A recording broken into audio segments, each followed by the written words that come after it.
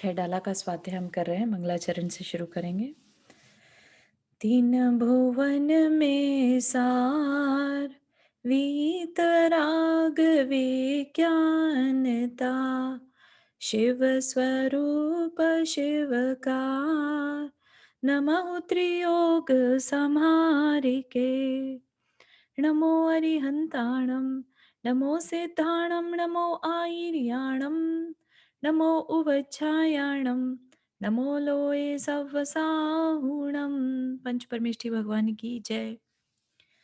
अगले 45 मिनट के लिए सभी प्रकार के पापों का त्याग करके सभी 9 बार नमोकार मंत्र पढ़ लें।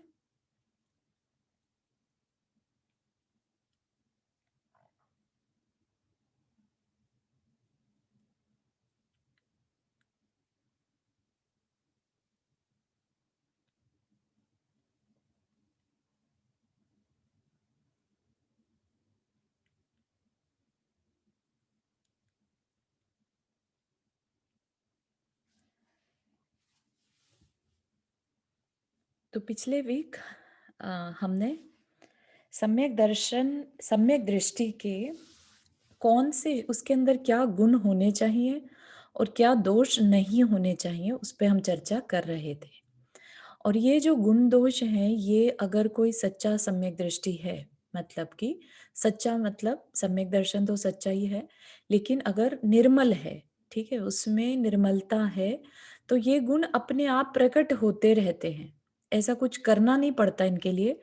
सम्यक दृष्टि को सिर्फ 7 तत्वों पे श्रद्धान रखना है, सिर्फ उन्हीं का चिंतन मनन अगर वो करता रहे, तो ये जो सारे गुण हैं ये अपने आप प्रकट हो जाते हैं। ठीक है ना? ये हमने जाना था क्यों प्रकट हो जाते हैं, क्योंकि सम्यक दर्शन आत्मा का गुण है। ठीक है? जब आत्मा का गुण कोई प्रकट हुआ है, तो बाहर में उसके चिन्ह भी दिखेंगे कि हाँ, इसकी आत्मा में ये गुण प्रकट हो गया है, या फिर उसके हाव भाव, उसके विचार वैसे ही हो जाएंगे। जैसा कि डॉक्टर की पढ़ाई करने वाला, डॉक्टर की परीक्षा देने वाला, उसके हाव भाव या उसको हर समय सामने वाले के अंदर कोई भी चिन्ह दिखाई देंगे, तो उसको पता चलेगा ये किस तरह का पेशेंट है। तो इस तरह से उसको जब सब लोग को वो देखते ही साथ पहचानने लगता है, तो उसको देखकर कोई भी अनुमान लगा सकता है कि इसने डॉक्टरी की पढ़ाई करी होगी, है ना? उसके हाव भाव से। इसी तरह से सम्यक दृष्टि के भी गुण बता दिए कि ये गुण उसके अंदर हैं। अपने खुद की टेस्टिंग करनी हो तो भी देख सकते हैं, और अगर सामने वाले को देखना हो कि उसके अंदर सम्यक दर्शन है कि नहीं, तो भी हम ये चीजें देख सकते हैं उसके अंदर। ठीक है, इनको रिपीट करने की जरूरत तो नहीं है, नाम सिर्फ ले देते हैं। अगर कुछ प्रश्न है तो पूछ सकते हैं। तो क्या अंग बताए थे? निशंकित, शंका नहीं रखना, है ना? जिन वाणी में, ऐसा नहीं कि उसे दुनिया की चीजों में शंका नहीं होगी, जिन वाणी में या जिनेन्द्र देव के वचनों में शंका नहीं है। निकांक्षित, उसे कोई भी लौकिक इहलोक परलोक की इच्छा नहीं है।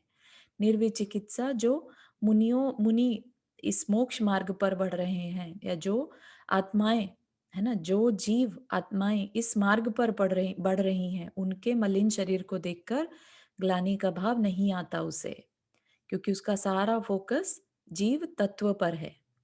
अमूढ़ दृष्टि, बाहर के जो मूर्खताएं वाले काम हैं, वह सब वो नहीं करता। अमूढ़ दृष्टि मतलब अमूर्खता, अमूर्खता वाले कार्य वो नहीं करता। उपगोहन, अपने दोष छुपाना और दूसरों के अवगुणों को छुपाना, ये काम वो करता है, उपगोहन छुपाना। स्थितिकरण, अगर कोई अपने धर्म से नीचे गिर रहा है कोई साधर्मी, तो वो उसको स्थितिकरण मतलब स्थित करता है वापस से, कि नहीं, तुम धर्म के मार्ग पर फिर से लगो, फिर से हिम्मत करो। वात्सल्य, उसके अंदर सबके लिए साधर्मी के प्रति वात्सल्य। कैसा वात्सल्य?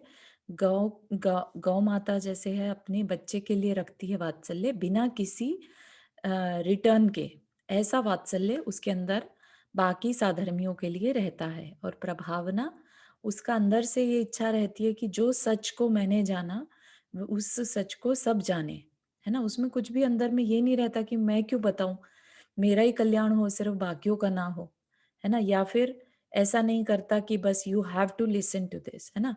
ऐसा भी नहीं, हैव टू वाली भी फीलिंग भी नहीं आती, क्योंकि उसको इतना कॉन्फिडेंस रहता है कि ये सही मार्ग है, इस पे मैं चलूं और जस्ट दूसरों को अगर वो रेडी है सुनने के लिए तो बताऊं।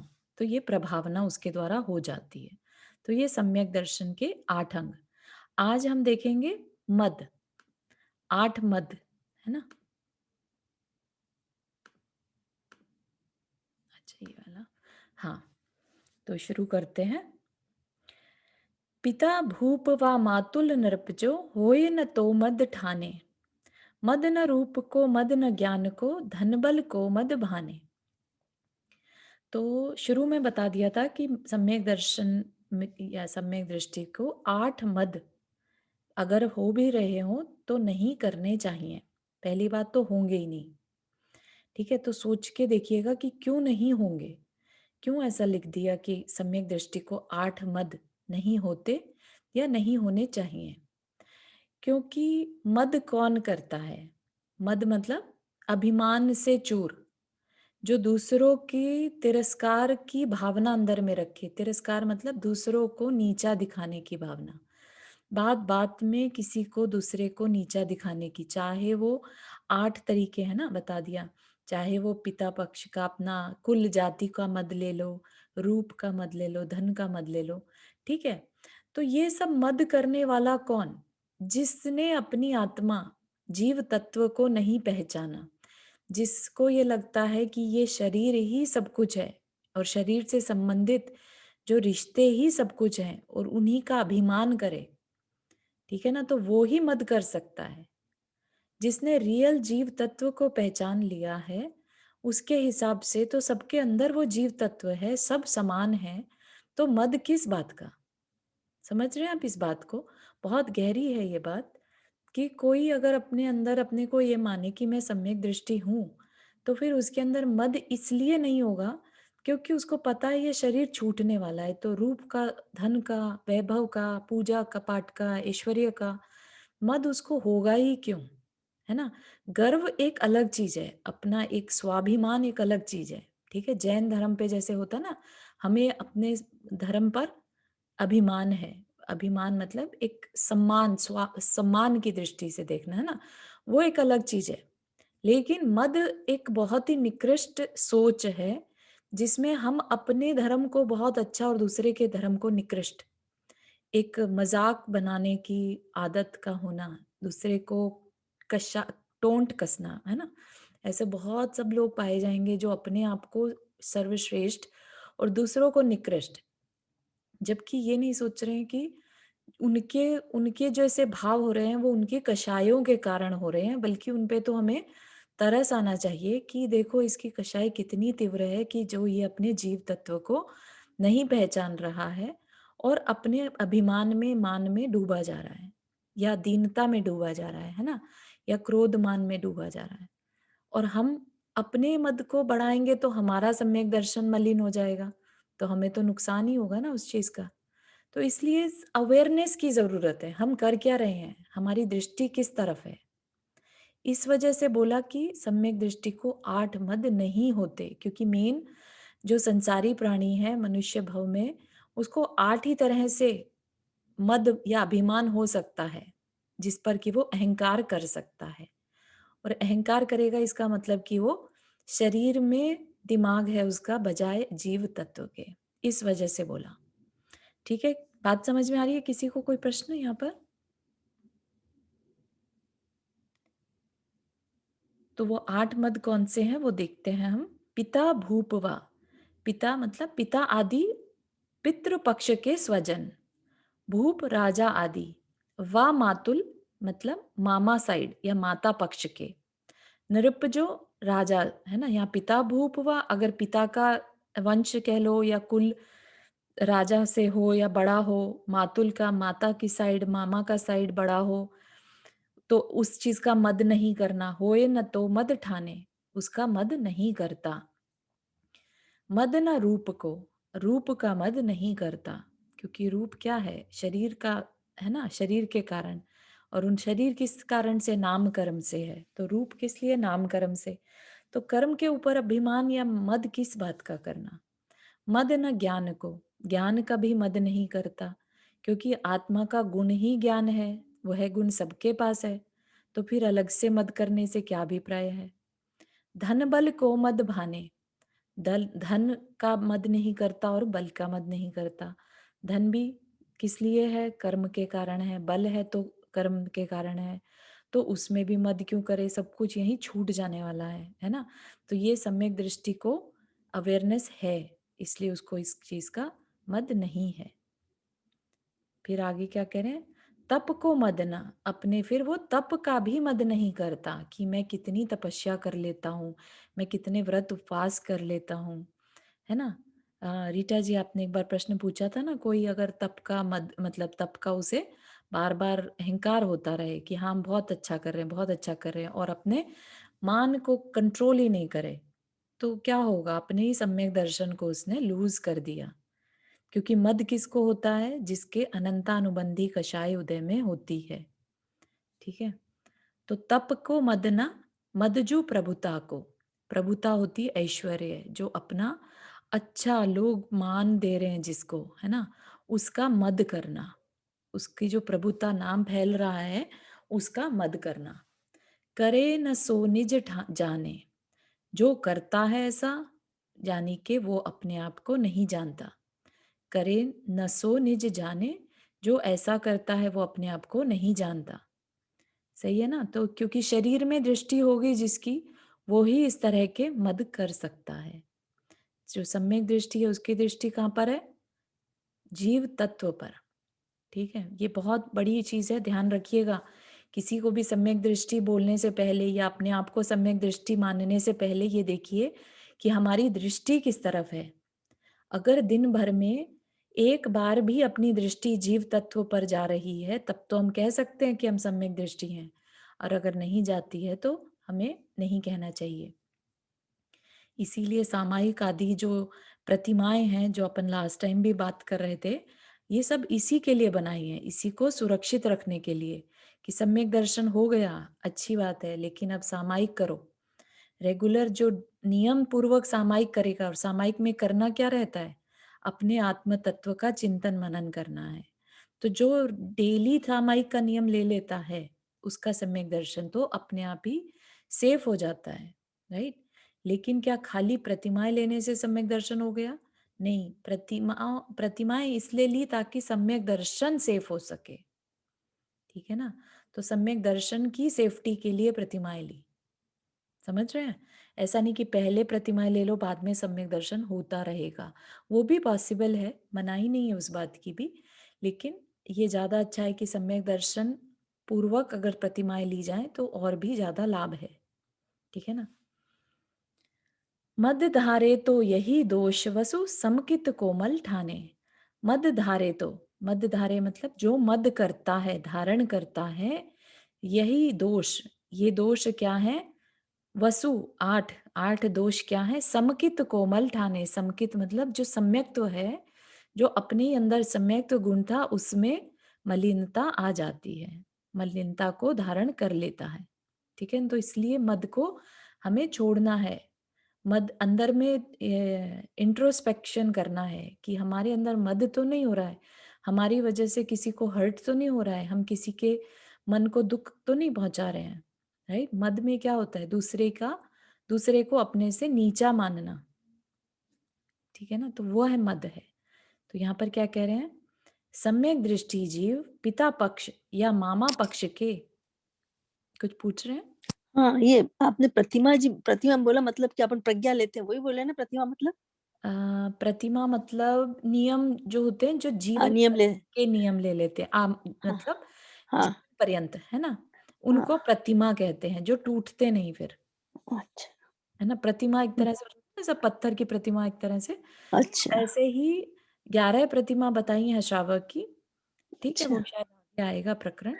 तो हाँ। उसमें ऐसे स्टेप बाय स्टेप लेते चले जाते हैं 11, तो उसमें वो तुम लाइफ लॉन्ग फिर उनको फॉलो करते हो। अच्छा, अपन ऐसे ही रोज करना, वो प्रतिमा नहीं हुई मतलब? वो प्रतिमा नहीं है, हाँ। आज के लिए अच्छा। नियम ले लिया तो वो नियम हाँ। बस आज ही का माना जाएगा, लाइफ लॉन्ग नहीं, है ना। वो अच्छा, प्रतिमा में नहीं और काउंट। अपन रोज भी करें, अपन प्रतिमा नहीं लें तो कुछ होता है? हाँ, नहीं, नियम कुछ भी छोटा भी नियम लिया और डेली का नियम ले रहे हैं तो पुण्य तो मिलेगा, है ना। अपने को तो पुण्य अच्छे कर्म से मतलब है ना। और हुँ, लाइफ लॉन्ग का नियम ले लिया तो उससे तो कुछ अच्छा है ही नहीं। हमने हमेशा के लिए किसी चीज़ का त्याग कर दिया या किसी चीज़ का नियम ले लिया तो बहुत ही अच्छी बात है। हुँ, आत्मा के लिए, हमारे लिए बहुत तीव्रता से पुण्य इकट्ठा होने लगेगा। हुँ, थैंक यू। हुँ। वो तीसरी प्रतिमा है ना सामायिक की। हाँ जी। हुँ। हुँ। है ना? समझ आया प्रतिमा से हमें क्या लाभ मिला? हमारा सम्यक दर्शन स्ट्रॉन्ग हो गया। फिर यहाँ पर क्या कह रहे हैं? अब उसको एक्सप्लेन कर रहे हैं एक-एक को लेकर। सम्यक दृष्टि जीव पिता पक्ष या मामा पक्ष के राजा आदि होने पर अभिमान नहीं करता। ठीक है ना? भई ठीक है, तुम पिता ऐसे जगह घर में ऐसे घर में पैदा हो गए, जहाँ पर पिता के साइड पे बहुत पैसा था। लेकिन क्या इस बात का घमंड करके अपना नुकसान करना है? हमें अपना नुकसान तो नहीं करना है ना, ठीक है ना? तो इसलिए बताया। मद तो मतलब ये समझ लीजिए कि एक तरह से अपने ही पैर पे कुल्हाड़ी मारने जैसा है। तो हमने जितने भी तीर्थंकर, राजा आदि पढ़े हैं, राइट? उनमें कहीं पर भी मद नहीं है, अनलेस इट्स परति नारायण, ठीक है ना? उसके अलावा राजा लोग में ये नहीं कि मैं इतने वैभवशाली राजा बन गया हूँ, मैं मद करूँ इस बात का, ठीक है ना? तो वो चीज़ नहीं होनी चाहिए, अभिमान नहीं होना चाहिए। फिर ये दोनों आ गए यहाँ पर, पिता पक्ष, मामा पक्ष, तो 2 मद यहाँ पर आ गए, पिता का कुल कुल का मद और मामा की साइड का अगर मद करता है तो जाति का मद। शारीरिक सौंदर्य का यानी रूप का मद, ज्ञान का अभिमान नहीं करता, ज्ञान का मद, तो 2 यहाँ पर आ गए। ठीक है। फिर लक्ष्मी का या धन का मद, फिर शक्ति का मद, जैसे कईयों के अंदर बल, शरीर में बल ज्यादा रहता है ना। कुछ नाम कर्म का उदय ऐसा रहता है, जैसे बैल है, बैल में कंपेयर टू चींटी ऑफ कोर्स बल ज्यादा है। अब वो उसका मद करने लगे तो फिर उसका, तो वो ठीक नहीं रहेगा, है ना। किस लिए आया बैल में वह हुँ, बल? क्योंकि उसके धन वैसे का नाम मद कर्म बोलते का हैं, उदय। धन का मद, धन मद। हाँ, धन मद। क्या कह रहे हैं, कुछ कह रहे हैं नीता धन जी? का मद बोलते हैं, लक्ष्मी का मद हाँ, मीन्स। धन का मद हो गया, धन का मद हो गया, लक्ष्मी का मद मतलब अपना पैसा जो कमा रहे हैं उस चीज का मद। एक तो हम ऐसे घर पैदा हुए जहाँ ऑलरेडी लक्ष्मी है ना, और एक हमने ऐसा कमाया, दिन जीवन भर जो कमाया उसका मद, कि हमने बहुत कमा लिया। फिर बल का मद बता दिया, है ना। बल जो अंदर में शरीर में बल होता है उसका मद नहीं करता, क्योंकि ये सब क्या है, जितने भी मद हैं वो शरीर के साथ जुड़े हैं। शरीर के साथ जुड़ा हुआ मद तो छूट जाने वाला है ना, शरीर से संबंधित सब कुछ छूटने वाला है। तो उस, और सम्यक दर्शन क्या है, आत्मा से रिलेटेड है। तो इसलिए सम्यक दृष्टि जो है वो ये सारे मद नहीं करता। फिर और किस चीज का मद नहीं करता? तप का मद। तप मतलब जितने भी व्रत उपवास, है ना, तप आदि करता है, तपस्याएं करता है, उसका उसे मद नहीं होता। उसके अंदर बल है, वो कर पा रहा है, बहुत अच्छा है।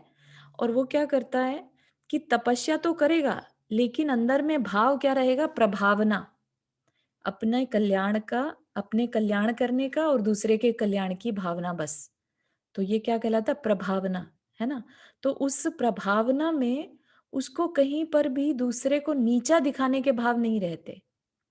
उसके भाव क्या रहते हैं कि जैसा मैं कर पा रहा हूं वैसा दूसरा भी करे, तब तो है वो कल्याणकारी। और अगर वो ये करे कि अरे देखो 4 लोग बैठे हैं, अब मैं बताता हूँ मैंने कितने उपवास कर लिए, मैं कितना धार्मिक हूँ, मैं कितना धर्मी हूँ, तो ये क्या है, ये मद आ जाएगा। किसी को उठाने की भावना हो तो उससे क्लियर बोलो कि भाई तुम भी कर सकते हो, देखो मैंने भी किया ना, मैं भी कर पाता हूँ, मैं बिल्कुल नहीं कर पाते थे पहले, अभी कर पा रहे हो, तो तुम भी ट्राई करो, है ना। ऐसी बात करना तो ठीक है, ये प्रभावना हो गया। लेकिन ये कहना कि भई आज हमने इतने उपवास कर लिए, इस बार हमने इस महीने में इतने उपवास कर लिए, बिना ये जाने कि सामने वाले को क्या फीलिंग आ रही है इस चीज़ की। व्हाट इफ सामने वाला और गिल्टी में चला जा रहा है? क्या आपने उसकी गिल्टी को दूर किया? क्या आपने ये जानने की कोशिश करी कि सामने वाले को बुरा तो नहीं लग रहा है इस बात को जानने से? है ना? तो इस तरह से मतलब इतना कंपैशन उसके अंदर में होता है सम्यक दृष्टि के, कि वो कभी बेफिजूल की बातें, व्यर्थ की बातें नहीं करता।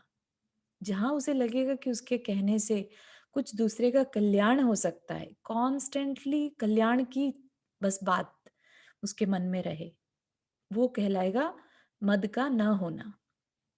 ऐसे ही ऐश्वर्य का अभिमान, ऐश्वर्य या ये कह लीजिए पूजा आदि का अभिमान, कि भाई मुझे देखो कितने लोग पूजते हैं, मुझे कितना सम्मान देते हैं, इस बात का मद कर लेना कि मेरे कितने फॉलोअर्स हैं, ठीक है ना। तो ये फॉलोअर्स किसके हैं? हो सकता है तुम्हारी बोलने की शक्ति अच्छी, तुमने कुछ ऐसा किया, तुम अच्छा बोल पाते हो, ठीक है। तुम्हारे बोलने का स्टाइल ऐसा है कि तुम्हें लोग सुनना चाहते हैं। ये किस लिए हो रहा है? तुम्हारे अच्छे नामकर्म की वजह से। नामकर्म का उदय चल रहा है तुम्हारे, सुस्वर नामकर्म, लेट से बोलने की मीठी आवाज है तुम्हारी, तुम्हें लोग सुनना चाह रहे हैं। तो उसका तुम मद कैसे कर सकते हो? ये तो शरीर के साथ जुड़ा हुआ है, राइट। तो तुम्हारी आज पूजा हो रही है, ख्याति लाभ हो रहा है, तो वो सिर्फ शरीर से रिलेटेड हो रहा है, वो तुम्हारी आत्मा का कोई ख्याति नहीं हो रही है उसमें, ठीक है ना। तो इवन मुनि महाराज भी अगर ख्याति लाभ के चक्कर में आ जाते हैं, तो फिर उनका भी जो गुण स्थान है वो गिर जाता है। वो फिर हमारे लिए अम, क्या बोलते हैं उसे, सच्चे देव में, सच्चे गुरु में नहीं आएंगे। अगर एक गुरु भी ख्याति पूजा लाभ में फंस जाए, ठीक है ना, तो इसलिए बहुत ज्यादा अवेयरनेस की जरूरत है कि तुम कहीं उसमें फंस तो नहीं गए, ख्याति लाभ पूजा में, कि तुम्हें अच्छा लगने लगा, अच्छे कार्य तो कर रहे थे, पूजा आदि कर अनुष्ठान रचा रहे थे, खूब तप उपवास कर रहे थे, सिर्फ इसलिए कि मेरे को ख्याति मिले, मेरा 4 जनों में नाम हो जाए, ठीक है ना। तो वो चीज नहीं आनी चाहिए, ए- बिल्कुल एक एक क्वेश्चन सरलता था से करते जाना है। हम्म। खातिलाफ में। एक क्वेश्चन था कि कई बार अ, आप ऐसे ग्रुप्स में रहते हो कि आपको आपको इन्फीरियरिटी कॉम्प्लेक्स होने लगता है, क्योंकि आप चारों तरफ सारे लोग सो पॉपुलर हैं, ऑफिस में भी everybody is reaching high and you are not able to attend hmm. Those things. Hmm. Maybe you do not put that much effort, but at the end of the day your result is not that much positive, या okay. Front में भी। तो हम्म। Depression भी कई बार हो जाता है कि क्योंकि समय, अगर आपको सम्यक तो है या आप सम्यक को मानते हो, तो आप सोचते हो इन चीजों में क्या एफर्ट करना, लेकिन हम्म। जिनके साथ होता है उनके साथ ऐसा लगता है, oh my God, I am I am doing something wrong in the life. कैसी अ, फीलिंग? हाँ, आपका प्रश्न ये है कि सम्यक दृष्टि को अंदर में तो समझ में आ गया कि उसकी उसके गुण क्या हैं, वो जीव तत्व क्या है, लेकिन जब बाहर में जॉब में जाता है और लोगों को देखता है, तो उसे सब अच्छा करते हुए नजर आ रहे हैं, ऐसा? या और फिर घर उसे में भी, दीनता जैसे मान लो होने लगती है। आप किसी के संग रह रहे हो, हाँ। कैसे, तो हाँ। एक व्यक्ति के घर में एवरीबडी, बाहर से हर व्यक्ति आ रहा है, उसकी तारीफ कर रहा है, यू आर द हाँ। Great, the great, hmm. And you are just living like unknown life kind of, हाँ। Whatsoever. Prachi di, इसमें ना मतलब अगर सम्यक दृष्टि है, तो पहली बात तो उसे इन चीजों का असर ही नहीं होगा, ठीक है। क्योंकि अभी जैसे हमने बोला, मद में खाली ये मत समझिए अभिमान ही एक कारण है, दीनता, बहुत दीनता भी नहीं रहेगी, क्योंकि अभिमान दोनों तरह से हो सकता है ना, बहुत घमंड और बहुत ही दीनता, ठीक है। तो सम्यक दृष्टि की दृष्टि जब सिर्फ जीव तत्व पर है, राइट, तो जो अभी उसका देखो, यश का होना ना होना नाम कर्म पर आधारित होता है। अगर उसका नाम नहीं हो रहा है, वो अच्छा, सब कुछ अच्छा कर रहा है, फिर भी उसका नाम नहीं हो रहा है, तो ये उसके अयश कीर्ति का उदय चल रहा है, इसलिए नहीं हो रहा है। उसको कहीं पर भी ये नहीं सोचना कि उसमें कुछ कमी है, ठीक है ना। सम्यक दृष्टि अपने आप को कहीं कम नहीं समझता, क्योंकि जीव तत्व कहीं से कम होता ही नहीं है, बल्कि उसे तो अपने ऊपर अभिमान मतलब इतना गर्व होना चाहिए कि जो ये कह लीजिए कि 0.001% लोग कर पाते हैं सम्यक दर्शन की प्राप्ति, उसमें उसका नाम दर्ज है। भले ही दुनिया में उसने कुछ हासिल किया नहीं किया, वो चीज मैटर ही नहीं करती फिर, क्योंकि उसको ये खाली एक ये जीवन नहीं दिख रहा है, उसको अपनी आत्मा का कल्याण दिख रहा है, जल्द से जल्द कैसे इस संसार से छुटकारा पाना है, ठीक है। पैसा जो है, ज्ञान है, वो आनी जानी चीज है, लौकिक ज्ञान है, वो ज्ञान के क्षयोपशम से आना जाना है, उसका सम्यक दर्शन से कोई लेना देना नहीं है, ठीक है ना। उसने जैसा ज्ञान का क्षयोपशम किया है, ज्ञानावर्णीय कर्म बांधा है, उसके हिसाब से उसका इस समय में ज्ञान, बात समझ में आ रही है, उसे लौकिक ज्ञान हो रहा है। लेकिन इसकी इसकी क्वालिटी और सम्यक दर्शन की क्वालिटी ये समझ लीजिए कि एक पहली सीढ़ी है और एक 100 नंबर पर है, 100% पर। आप किसको प्रेफरेंस देंगे? नहीं, वो मैंने देखा कि कई बार इस चीज की तलावार हो जाती है लाइफ में कि उस पे उपयोग तो जाता ही है जो हो रहा है आपके आसपास, या फिर आपको अपने फिर यू चूज कि what ever I am right, but okay, सब उपयोग जाता है वहां पे कि देखो ऐसा भी है, ऑल्दो वो ठीक है, वापस आ जाता है, ठीक है, लेकिन ठीक है, हाँ, मतलब ओके, चीज आई तो उपयोग अंडरस्टैंड। तो ऐसे में क्या करते हैं, ठीक है, माना आपकी बात की, बाहर में जब हो जाता है, हम भी अम, कषाय ऐसा तो है नहीं कि खत्म हो गई हमारी, है ना? हम भी कषाय के वश आ जाते हैं। दीनता का होना या अपने आप को कम समझना, ये भी कषाय का ही एक रूप है, ठीक है? तो आप ये कह सकते हैं कि मेरी कषाय का उदय हो रहा था, मुझे हालांकि ये समझ में आ रहा था कि ये मैं नहीं हूँ या मेरा ये स्वरूप नहीं है, फिर भी हो रहा है। तो आप बस ट्राई कीजिए कि जब भी क्षण मिले शांत कषाय के, जिस समय आपको ये भाव नहीं आ रहे कि मैं दीन हूँ, राइट, उस समय अपने जीव तत्व का चिंतन करिए। जितना जीव तत्व का चिंतन करेंगे, उसको बल देंगे, तो जब जब ये क्षण आएंगे दीनता वाले, तब तब आपका जो आत्म तत्व है वो उन क्षणों में आपको संभाल लेगा। समझ में आ रही है बात? हाँ, वेरी वेरी नाइस। हाँ, इसमें आप कुछ कर नहीं सकते क्योंकि ये कषाय का उदय है। इट्स जस्ट लाइक कोई कह दे कि मुझे क्रोध बहुत आता है, क्या करूं? है ना? क्रोध आता है, उसे एक्नॉलेज कीजिए। ऐसे ही दीनता आती है, उसे एक्नॉलेज कीजिए। नहीं, वो बहुत बहुत अच्छी बात है। हम्म, तब मत के बारे में एक छोटी सी कहानी है, मैं शेयर कर सकती हूँ क्या जी जी आपके जी पास टाइम? जी, बिल्कुल। तो let's not get into the tradition, but जी पीताम्बर ट्रेडिशन में जो छोटे दीक्षा वाले होते हैं ना, वो गोचरी लेने के लिए जाते हैं, सभी के जी, घर पे खाना लेने के लिए जाते हैं हम्म, और आके गुरुजी को दिखाते हैं। तो ठीक। गुरु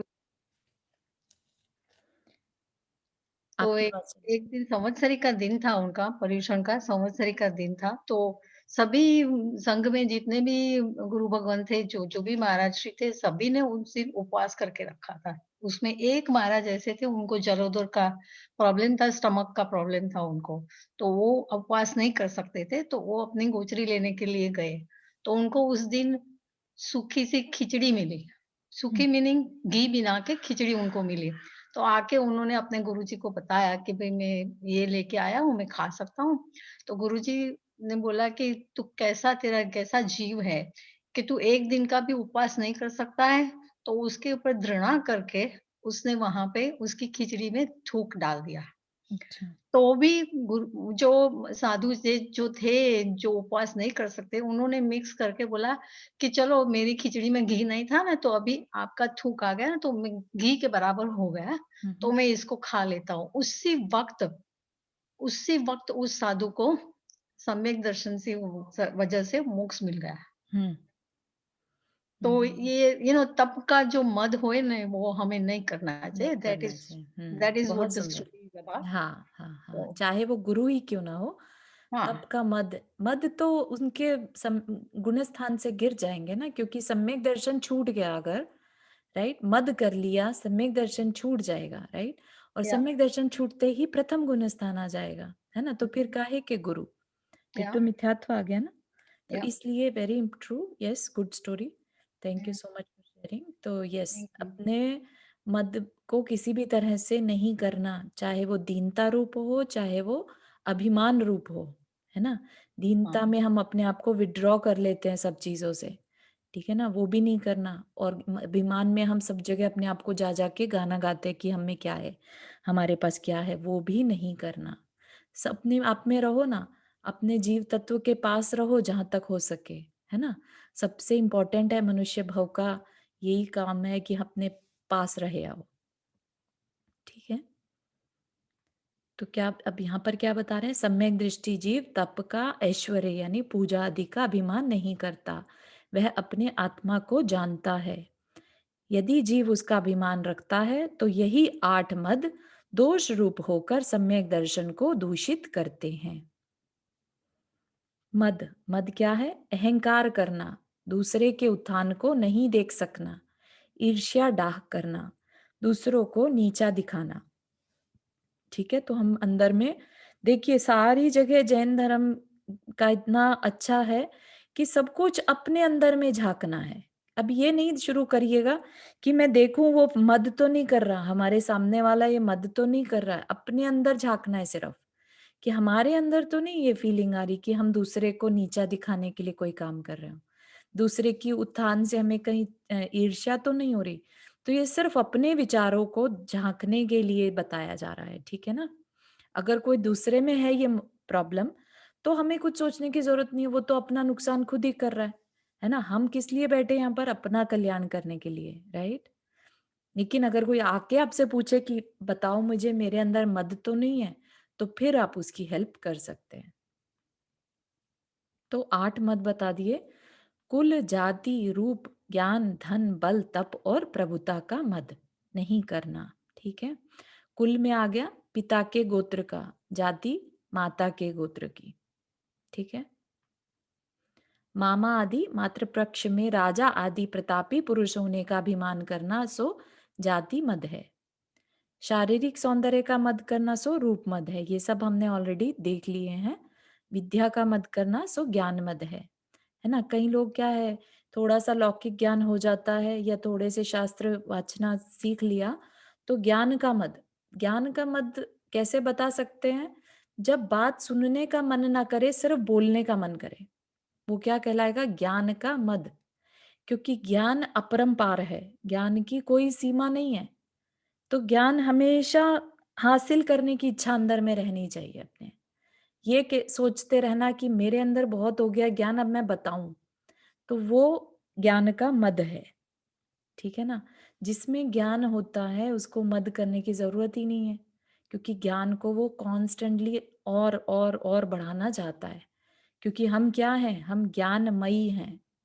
देखना जानना आत्मा का गुण है ना। उपयोग जो है हमारा, ज्ञान उपयोगी है हम। तो इसलिए ज्ञान की कोई लिमिट नहीं है। और उसमें थोड़ा सा ज्ञान होते ही अगर हम ये सोचे कि हम बताएं हम में कितना ज्ञान है, तो ये मूर्खता है हमारी, ये हमारा मद है। अपनी धन संपत्ति का अभिमान करना है ना, ये हम सब जानते हैं कि थोड़ा सा भी धन संचय किया और हम सबके आगे बखान करने लगे। अपनी शारीरिक शक्ति का गर्व करना सो बल मद है। अपने व्रत उपवास तप का गर्व करना सो तप मद है। अपने बड़प्पन और आज्ञा का गर्व करना कि मुझे कितने लोग पूजते हैं, कितने लोग मेरी बात मानते हैं, है ना, ये क्या हो गया? प्रभुता का मद। जो जीव इन 8 का गर्व नहीं करता वह क्या है? उसे रियल में आत्मा का ज्ञान है। और यदि उनका गर्व करता है तो ये मद उसके सम्यक दर्शन को दूषित करते हैं। ठीक है, तो यहाँ तक 8 मद का प्रकरण पूरा हुआ। किसी को कोई प्रश्न है यहाँ पर? चारू जी, जी, मध्यस्थ भाव से रहना मीन्स क्या रहता है? मध्यस्थ भाव होता है तटस्थ, है ना, इंडिफरेंट। कि भाई कोई तुम्हारे साथ अगर द्वेष का भाव करे तो आप उससे उलट कर द्वेष का भाव ना करके मध्यस्थ हो जाएं। बोलते हैं ना, दुर्जन क्रूर कुमार्ग मद रतों में हम्म। खेद नहीं मुझको आवे, साम्य भाव रखूं मैं उन पर, है ना। मेरी भावना। हाँ, मेरी भावना में, है ना। तो उनसे जो भी क्रूर है, रागी द्वेषी हैं, उनसे हम क्या करें? माध्यस्थ भाव रख लें, ओके। बजाय हम उन पर द्वेष भाव रखने के, है ना। माध्यस्थ होता है इनडिफरेंट हो जाना, कि मुझे कोई फर्क ही नहीं पड़ रहा, है ना। यस। और द्वेष पूर्वक माध्यस्थ भी नहीं होना, या ये सोचकर कि मैं जवाब नहीं दे पा रहा हूं, कोई नहीं, अभी नहीं, अभी मुझे इससे कोई बात नहीं करनी है। समझ रहे हैं? ऐसी फीलिंग भी नहीं आई कि अभी मुझे इससे कोई बात नहीं करनी क्योंकि अभी मुझ में शक्ति की कमी है। ये माध्यस्थ भाव नहीं कहलाएगा। माध्यस्थ है कि इट्स ओके, है तो अच्छी बात है मीन्स ना? हमें बुरा नहीं मान लेना है या फिर हाँ, कुछ भी हाँ, उसके ऊपर क्या बोलते हैं, हाँ, प्रतिकार प्रतिक्रिया नहीं करनी है। यस। प्रतिक्रिया नहीं करनी, क्योंकि उसकी कषाय उसके साथ है। ठीक है, चाहे वो ज्यादा है या कम है। कोशिश ये करनी है कि अगर वो है क्रूर है, दुर्जन है, उसकी भावना अच्छी नहीं है, उसकी भावना लेट से आपको दुख देने की है, तो आप ऐसे में क्या करेंगे? क्या अपने भावों को खराब करेंगे या अपने अंदर दीनता रखेंगे कि देखो उसने मेरे साथ कैसा व्यवहार कर दिया? जब नहीं, सामने आप ये वाला से दुर्जन है और आपको पता है कि उसने दुर्भाव के साथ ये मेरे साथ ऐसा व्यवहार किया है, तो आप क्या करेंगे? तो आगम में क्या बताया, जिनवानी में क्या बताया, ऐसी स्थिति में माध्यस्थ भाव रख लो। मीन्स हम भी बोल सकते हैं कि उनको भी अच्छी बुद्धि देना भगवान, ऐसे ही बस इतना ही है ना, उनको सद्बुद्धि मिले, ये भाव रखकर और आगे बढ़ जाओ। उनसे जैसे होता है ना कि कुत्ते भौंकते हैं तो अभी क्या करें, भौंकने देंगे ना, उनके ऊपर जाकर झगड़ा तो नहीं करते ना, निकल जाते ना साइड से। इनफैक्ट उनकी तरफ ज्यादा ध्यान ही नहीं देते या उनको डंडा नहीं दिखाते क्योंकि वो और ज्यादा भौंकेंगे फिर, राइट। तो इसी तरह से धर्म धर्म में भी लेना कि जो दुर्जन है, ठीक है, सज्जन की बात नहीं कर रहे हैं, सज्जन अगर तो आपसे मिसबिहेव कर रहा है तो आप बात कर सकते हैं कि भाई क्या हुआ, अभी तक तो तुम अच्छे से बात कर रहे थे, आज अचानक से ऐसी बात क्यों कर रहे हो? क्लियर कर लिया जाएगा। वो माध्यस्थ नहीं है, जहां हम क्लियर कर रहे हैं वो माध्यस्थता नहीं है। माध्यस्थ तब होगा जब कोई बोलता रहे, बुरा व्यवहार करता रहे और आपको उससे कोई मतलब नहीं पड़ा, कोई आपके माथे पर शिकन नहीं आई और आप आगे बढ़ गए, ठीक है, बिना डरे, बिना कोई मलिनता लाए आप आगे बढ़ जाएं, तो वो मध्यस्थ। उसको समता भाव भी बोल सकते हैं ना, कि नहीं? हाँ, समता भाव कह सकते हैं। अम, समता भाव, माध्यस्थ भाव थोड़ा डिफरेंट इसलिए रहता है कि माध्यस्थ मतलब तटस्थ हो जाना, हमें उससे कोई मतलब ही नहीं है, ठीक है ना। समता भी ऐसा ही है, लेकिन समभाव बिल्कुल, हमें वो दुर्जन भी नहीं दिख रहा है, ठीक है। सज्जन दुर्जन में हम इक्वल हो जाएं तो वो समता, लेकिन दुर्जन को हमने फिलहाल तटस्थ कर दिया कि हमें कोई फर्क नहीं पड़ रहा है, उसने हमारे साथ ऐसा व्यवहार किया, तो वो तटस्थता, माध्यस्थता का भाव हो जाएगा, ओके, है ना। Thank you. हाँ, या सज्जन सुख दुर्जन दुख को में बराबर समता रख भाव लिया तो वो रखना, समता। और ऐसे ही बोलते हैं ना, सुख दुख में समता भाव रखना। हाँ, है ना। तो जैसा दुर्जन ने व्यवहार किया और वैसे ही सज्जन भी करे तो सेम व्यवहार करना, वो समता भाव। लेकिन जहां हम इतने सक्षम नहीं हुए तो क्या करो, तटस्थता का व्यवहार करो, मध्यस्थता का व्यवहार करो, ठीक है। तो समता उत्कृष्ट है और तटस्थता उससे थोड़ी नीचे कैटेगरी की है, लेकिन अपना नुकसान नहीं है, ठीक है। Thank you. ठीक है, तो अब क्या है, 6 अनायतन तथा 3 मूढ़ता दोष। 6 अनायतन क्या, ये देखते हैं। हालांकि इसका बहुत बड़ा पार्ट हमने ऑलरेडी सीख लिया था, कुगुरु, कुदेव और कुधर्म की जब परिभाषा समझी थी मिथ्यात्व के बारे में, वहां पर हमने इनको बहुत अच्छे से समझ लिया था। अब बता रहे हैं कि 6 अनायतन क्या है और सम्यक दृष्टि क्या नहीं करता। तो क्या कह रहे हैं, कुद गुरु कुदेव कुवृक्ष सेवक की नहीं प्रशंस उचरे है। कु गुरु मतलब जो सच्चा गुरु नहीं है, कुदेव जो सच्चा देव नहीं है, और कुवृष, वृष मतलब धर्म, जो सच्चा धर्म नहीं है, और इन तीनों के सेवक, इनकी जो सेवा करने वाले हैं, तो 3 तो ये खुद हो गए और 3 इनके सेवक, तो 6 है ना। इनकी प्रशंसा नहीं करता। प्रशंसा नहीं करता मतलब इनकी भी ये अच्छा कर रहे हैं ऐसा नहीं कहता, ठीक है। कुगुरु, कुदेव और कुधर्म के की और उनके सेवकों की प्रशंसा नहीं करता। अगर आपने कहीं पर कभी ध्यान दिया हो, नमो अरिहंताणम, नमोकार मंत्र जो हम पढ़ते हैं, पंच परमेष्ठी को नमस्कार, ठीक है। तो हम क्या कर रहे हैं वहां पर, हम 5 परमेष्ठी जो हैं, साधु, आचार्य, उपाध्याय, अरिहंत और सिद्ध, ठीक है, इनकी क्या करते हैं, हम वहां पर नमस्कार करते हैं। नमस्कार हम किससे, किसकी करते हैं नमस्कार, हम जिनसे प्रशंसित हों, हम जिनकी, हमने जिसमें गुण दिखाई दें, हम उन्हीं को नमस्कार करते हैं ना। तो इसलिए 5 परमेष्ठी ही हमारे लिए प्रशंसनीय हैं, और उनकी भी हमने बता दिया कि क्या पहचान है, कैसे साधु को नमस्कार करना, कैसे गुरु को, जो अरिहंत हैं वो हमारे परम गुरु हैं, राइट? कैसे गुरु को नमस्कार करना और कैसे देव को नमस्कार करना, ठीक है ना? तो इसलिए ये चीज जानने के बाद हमारा नमोकार मंत्र पढ़ना भी एक तरह से हमारे कल्याण में कारण बन जाता है, क्योंकि अब हमें मोर क्लैरिटी हो गई कि जो हमारे पंच परमेष्ठी हैं, परमेष्ठी मतलब परमिष्ट, है ना?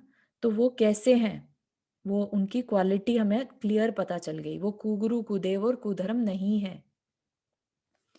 फिर क्या कह रहे हैं कि जिन मुनि जिन श्रुत बिन कुगुरु आदिक तिन्हें न नमन करे है ना? वही बात आ गई, नमन करे है, तिन्हें न नमन करे है, उन्हें नमस्कार नहीं करता। किनको? जिन मुनि, जो मुनि जिन वाणी बिना है, या तो मुनि नहीं है या आगम नहीं है, और क्या है? कुरु आदिक, मतलब कुगुरु आदिक मतलब इन तीनों को एक साथ ले लेना। कुगुरु आदिक मतलब कुगुरु कुधर्म और कुदेव आदि, जो भी इनके बिना है, जिन मुनि और जिन श्रुत, उनको नमन नहीं करता है। ठीक है, थोड़ा सा और आगे देख सकते हैं। कुगुरु कुदेव कुधर्म, कुगुरु सेवक, कुदेव सेवक और कुधर्म सेवक 6 अनायतन दोष कहलाते हैं। क्यों दोष हो जाते होंगे ये? सम्यक दृष्टि जीव उनकी भक्ति, प्रशंसा, विनय और पूजन आदि नहीं करता। और क्या है? जिनेन्द्र देव, वीतराग मुनि और जिनवानी को छोड़कर जो कुगुरु कुदेव और कुशास्त्र है, उन्हें नमस्कार नहीं करता। क्यों नहीं करेगा उनको? क्योंकि जो खुद उस रास्ते पर, मोक्ष के कल्याण के रास्ते पर खुद नहीं चल रहे हैं, तो वो हमें क्या चलाएंगे, है ना? उनके अगर हम फॉलोअर्स बन जाएं, उनकी अगर हम प्रशंसा करें, हाँ भाई बहुत अच्छा कर रहे हैं, कितने अच्छी लाइन पर चल रहे हैं, कितने अच्छे मार्ग पर चल रहे हैं, तो क्या हम अपना कल्याण कर पाएंगे? भले ही हमें लौकिक फायदा हो जाए, हो सकता है उनके पास कोई रिद्धि सिद्धि हो सकता है वो आपकी तकलीफ, करंट जो प्रॉब्लम है, उसका सोल्यूशन अपनी रिद्धि सिद्धि से कर दें, लेकिन क्या वो हमारे आत्मा के लिए कल्याणकारी होगा? क्योंकि जो खुद उपल नाव है, ये उपमा पहले दी गई थी, है ना, कुदेव कुगुरु को, जो खुद पत्थर की नाव है, क्या वो हमें तैरा पाएंगे कभी? और हमारा उद्देश्य क्या है? हम जो यहाँ पर बैठे हैं, पढ़ रहे हैं, ये सिर्फ मोक्ष मार्ग की जर्नी के बारे में पढ़ रहे हैं। ये लौकिक जर्नी नहीं है कि आज हम यहाँ पर बैठे हैं तो किसी कंपनी का सीईओ कैसे बन सकते हैं। यहाँ पर वो पढ़ाई नहीं की जा रही है। यहाँ पर ये पढ़ाई की जा रही है कि कैसे हम लोक की सिद्ध शिला पर जाकर बैठ सकते हैं। ठीक है ना? तो उसकी अपेक्षा से ये कहा जा रहा है कि जो कुगुरु कुदेव और कुधर्म है और उनके जो सेवक हैं, उनकी प्रशंसा नहीं करना। ठीक है, तो अब इसमें बहुत सब लोग इतने कंफ्यूज हो जाते हैं कि वो जैसे टीवी पर, लेट से आपको एग्जाम्पल के लिए बीके शिवानी का नाम ले, कि लोग उनको सुनने मात्र को ये सोचते हैं कि ये तो मिथ्यात्वी हो गया। मतलब इतना सिंपल मिथ्यात्व की परिभाषा उन्होंने दे दी। हाँ, अगर हम ये कहें कि बीके शिवानी जिस मार्ग पर जा रही है, हमें भी वही मार्ग, हमें भी उसी के प्रिंसिपल्स को फॉलो करना है, हमें भी जो रास्ता या जो गोल उसका है वो ही हमारा गोल है, तब गड़बड़ है। तब कह सकते हैं कि हाँ हमारा मिथ्यात्व है। लेकिन जो कुछ उसने लौकिक बात कही और उससे आपकी कषाय अगर कम होती है, तो उसकी बात को सुनने में कहीं पर भी दोष नहीं है, कहीं पर भी मिथ्यात्व का दोष नहीं है। जहां कहीं से भी हो सके, अगर हमारी कषायों को कम करने में सहायता मिले, ये बातें कब कही जाती हैं कि नहीं नहीं बीके शिवानी को मत सुनना? कब कही जाती हैं? जब जिसकी की जानकारी इतनी कमजोर हो, जिसका कि गोल इतना कच्चा हो कि वो कल को बीके शिवानी के गोल को ही अपना गोल बना ले, तब तो कह सकते हैं कि हाँ ऐसे पर्सन को, बीके शिवानी को नहीं सुनना चाहिए। तो आप बीके शिवानी की जगह किसी को भी ले सकते हैं, ठीक है, जरूरी नहीं है, वो नाम सिर्फ एक एग्जाम्पल के लिए लिया क्योंकि वो फेमस है। ठीक है, और भी किसी भी मतांतर को ले सकते हैं यहाँ पर, ठीक है ना? आप जीसस को ले सकते हैं, किसी की भी बात को ले सकते हैं। वो कोई भी पंडित हो सकता है, कोई भी मौलवी हो सकता है, कुछ भी, किसी भी धर्म से रिलेटेड हो सकता है। लेकिन किसको चुनना, वो बता दिया कि हमारा मोक्ष सदता हो, वो हमारा गोल नहीं छूटना चाहिए। ठीक है, उस गोल को बने रहने देने के साथ साथ अगर हम अपनी कषायों को कम करने के लिए किसी को सुनते हैं तो उसमें कहीं पर भी कोई दोष नहीं है। ठीक है, इसका मतलब ये नहीं है कि हम बीके शिवानी को अच्छा कह रहे हैं तो हम उसके मार्ग पर चल रहे हैं। यहाँ पर मार्ग और मार्गी की प्रशंसा किस अपेक्षा से नहीं करना? मोक्ष की अपेक्षा से नहीं करना, कल्याण की अपेक्षा से नहीं करना। ठीक है ना, कि हाँ ये ही मार्ग सबसे बेस्ट है, ऐसी प्रशंसा नहीं करना। क्लियर हो रहा है? यहाँ पर बहुत सब लोग को इसमें कंफ्यूजन रहता है और इसी बात को लेके बहुत झगड़े और मिसकम्युनिकेशन रहता है, अंडरस्टैंडिंग मिसअंडरस्टैंडिंग रहती है। कुव्रश मतलब कुधर्म, है जी ना? जी है जी ना? वृष मतलब धर्म, तो कु धर्म। जैसे कई बार हम लोग कृष्ण भजन या और धर्मों के भजन होते हैं जिनसे जी। कषाय और उनमें बहुत अच्छी बातें भी होती हैं, जी वो सुन सकते हैं मतलब। बिल्कुल सुन सकते हैं। और आपको याद हो कई मूवीज में बड़े धार्मिक सुंदर भजन, उनके बोल बहुत सुंदर रहते हैं, राइट? तो उनको सुनकर अगर आपके मन को शांति पहुंच रही है तो कोई बाधा नहीं है, कोई दोष नहीं है उसमें। ठीक है ना, हम ये नहीं कह रहे कि अब हमें भक्ति के जो ये मार्ग है कि भाई जो वेदांतों का मार्ग है हम उस पर बढ़ जाएंगे एक भजन सुन लेंगे तो, है ना? अपना गोल हमें क्लियर है कि हम कौन है, हमारा जीव तत्व की पहचान हमें मालूम है। सिर्फ भजन सुन लेने से ये मतलब नहीं है कि हम उस मार्ग पर बढ़ गए। तो इतना ब्रॉडर विजन अपना होना चाहिए।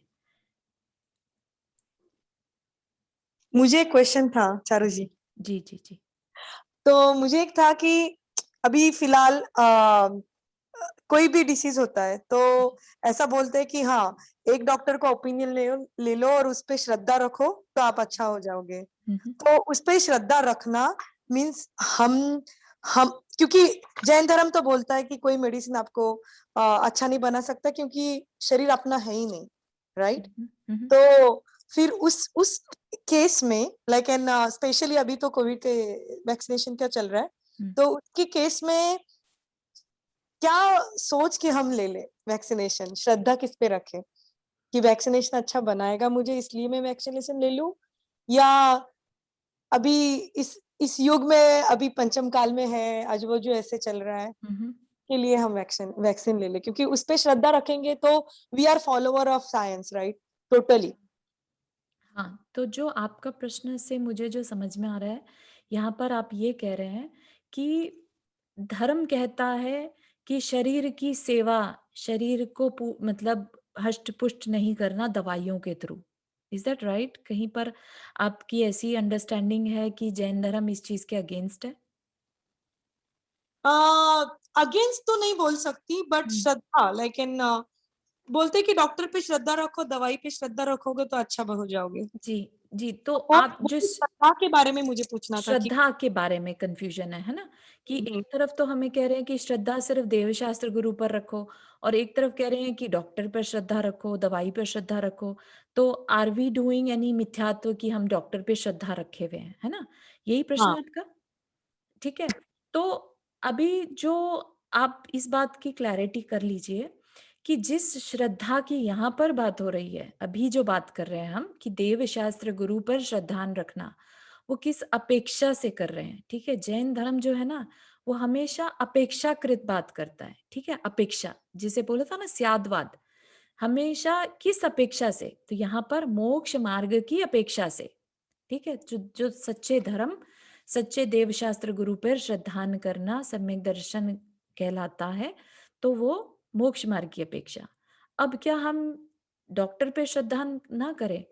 अब हम क्या, अब बच्चा एक है जो पैर रखना सीखता है तो वो क्या करता है अपने माता पिता पर ब्लाइंड फेथ, उसको पैर रखना कहाँ है, उसके माँ बाप उसको हाथ पकड़ के चलाते हैं।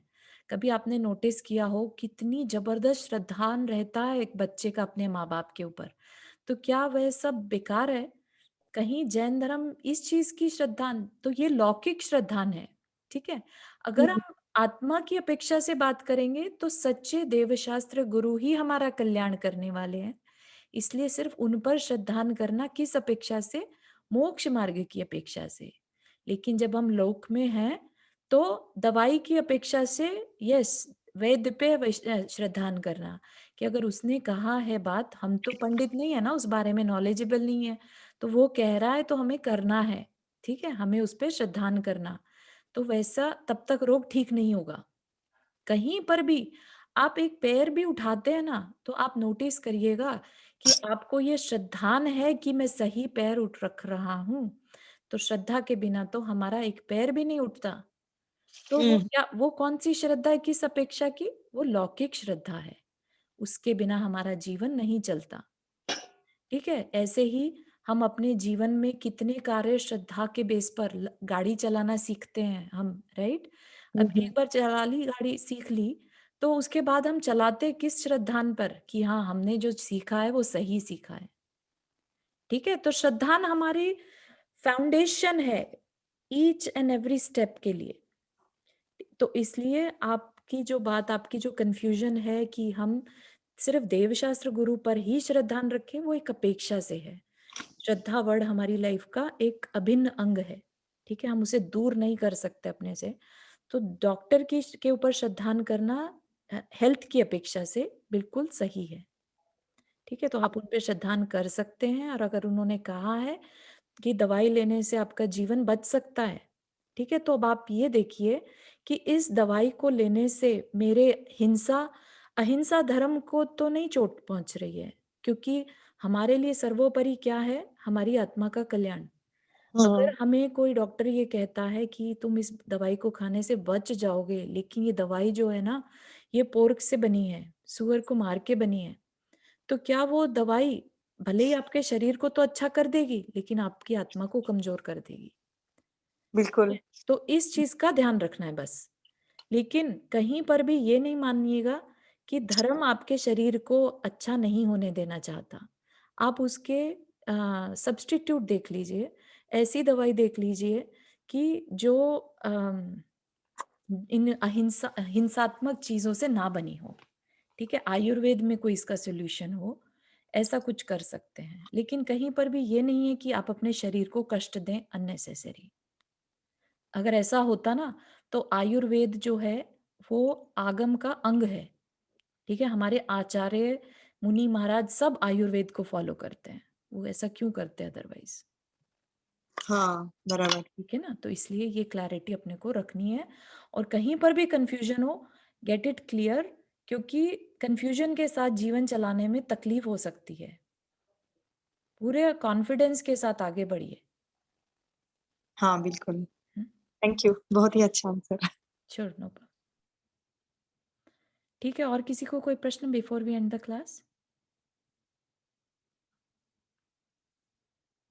चलिए, जिनवानी स्तुति। जावाणी के ज्ञान से सूझे लोकालोक, सोवाणी मस्तक धरो सदा देतु धोक।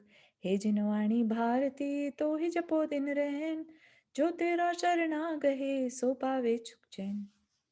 9 बार नमो करना।